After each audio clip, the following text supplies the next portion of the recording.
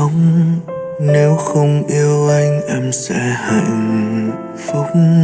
Rất đau nhưng anh vẫn lạnh lùng. Phải làm em tin rằng anh đã không còn như ngày xưa nữa. Từ đó dù cho bên ai cũng không hạnh phúc, nhận ra trong anh tình yêu ấy không thể thay đổi. Một ký ức đã từng rất đẹp đã kết thúc khi em về bên ai. Tìm được nhau khó thế nào, điều gì đau lòng hơn mất em. Anh đã khóc cho chuyện tình ta mỗi đêm, để em bước đi ngàn lần không thể thứ tha. Mất em chỉ một lần, anh mất em mãi mãi. Thời gian chẳng thể hàn gắn những vết thương, từng không muốn tin mà cuối cùng cũng phải tin.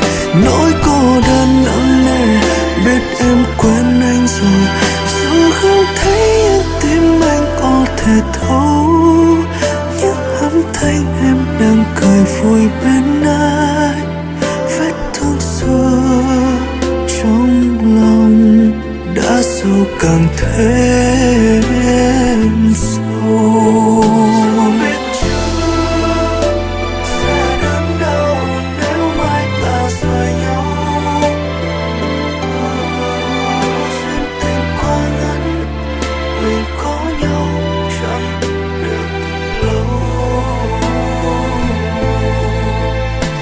Em đã níu lấy tay anh và khóc, mà anh phải nhân tâm không được nhìn em.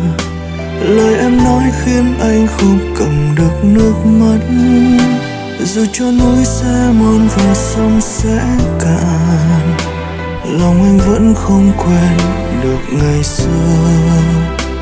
Anh đã hứa bên em để che chở, tại sao vẫn yêu em mà phải mất em. Anh đã khóc cho chuyện tình ta mỗi đêm, để em bước đi ngàn lần